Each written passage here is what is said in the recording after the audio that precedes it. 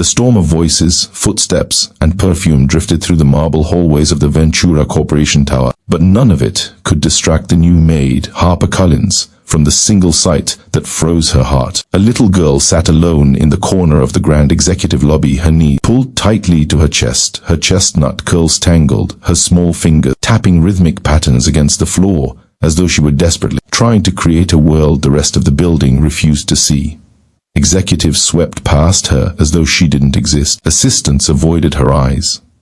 Even her own father, the famously unapproachable CEO, Lucas Ventura, walked by with a stiff jaw and a tense expression, his security detail forming a physical wall between him and the child. To everyone else, she seemed invisible, unimportant, an inconvenience in a suit-heavy world. Harper had been in the building less than 10 minutes, but she already felt a crushing ache in her chest. Something about the way the girl curled her shoulders inward, like she had learned to expect rejection, hit her deeper than she wanted to admit. If you believe in kindness, second chances, and the power of small acts to change someone's world, please take a moment to like, comment, share, and subscribe. Stories like this deserve to be heard. Harper learned her name later that morning. Grace Ventura, 8 years old, diagnosed with autism at 3. She rarely spoke, rarely made eye contact, and rarely connected with people. The staff whispered that she was difficult, unpredictable, or too much.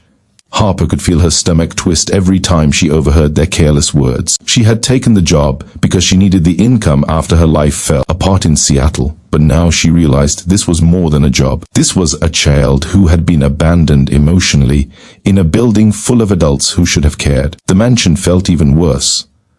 Harper had expected warmth in a home, but Lucas Ventura's estate in Atlanta felt like an elegant museum.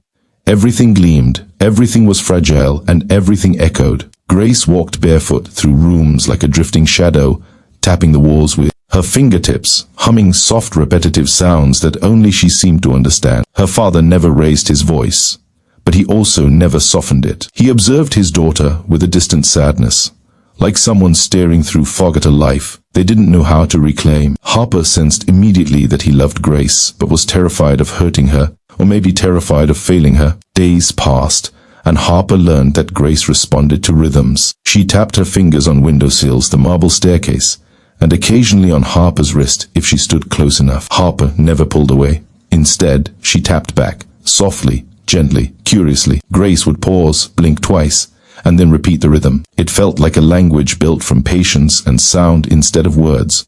But one afternoon became the turning point. A corporate event was being hosted at the mansion, and Harper was assigned to manage the upstairs hall to ensure guests didn't wander. Business leaders, investors, and celebrities filled the ballroom below, and the house felt like a living, breathing thing. Grace, overwhelmed by the noise and bustle, retreated to the landing of the staircase, where the shadows pooled like a hiding place. Harper noticed her small shoulders trembling, her fingers tapping in frantic, uneven beats. The chatter from below climbed like crashing waves, and Harper could feel the girl withdrawing into herself. Something in Harper broke open. She stepped toward Grace, kneeling beside her. The child didn't look at her, didn't speak, didn't reach out. Instead, she tapped the floor in a jittery rhythm. Harper listened, then she gently tapped back. This time, Grace froze. Her breathing slowed. She lifted her head just enough for her eyes to meet Harper's for a fleeting second. And then Harper did something no one expected. She rose to her feet, extended her hand, and whispered the most unlikely invitation, "Dance with me." Grace didn't take a hand at first. She didn't say a word, but she stood slowly, her palms hovering in the air, like she wasn't sure if they belonged to her. Harper swayed softly, creating rhythm with her movements, letting her steps match the gentle pattern Grace had tapped moments before. And then, almost imperceptibly, the little girl placed her hands on Harper's waist and moved with her. Not gracefully, not perfectly, but freely, as though someone had finally given her permission to exist without judgment. Downstairs, the music from the ballroom drifted up the staircase. Harper guided Grace into the spill of warm light, twirling her gently, letting her feel the pulse of the world as something safe instead of terrifying. Grace's humming quieted. Her steps became steadier, and her fingers, once tapping in distress, now brushed against Harper's arm with a calm, steady rhythm. Then the music stopped. Silence flooded the hall, and when Harper turned, she saw Lucas Ventura standing at the foot of the staircase, his eyes wide, his breath caught mid-chest. For a moment, He wasn't the CEO whose world depended on control. He was simply a father watching his daughter dance for the first time in years. His face broke quietly, painfully, gratefully. He stepped closer, but not too close, as though afraid to shatter the miracle unfolding before him.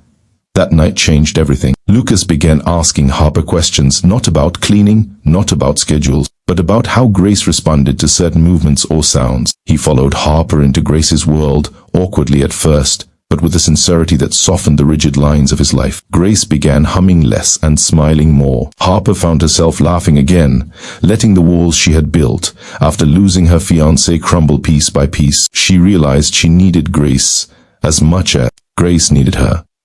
With time, Lucas asked Harper to teach him the tapping rhythms. He spent quiet evenings with Grace, learning the musical code that helped her communicate. The mansion felt less like a museum and more like a home.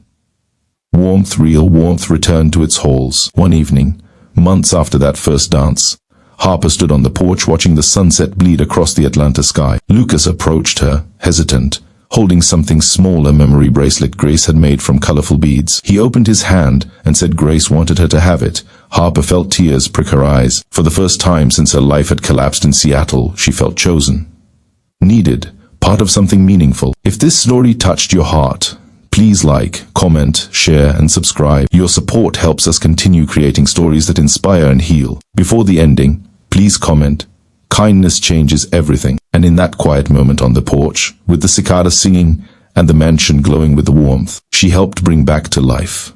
Harper realized she hadn't just found a job, she had found a calling. Grace had taught her how to listen without words. Lucas had taught her how healing begins with courage. Together they had created a home where the smallest dance step became a beginning instead of an ending.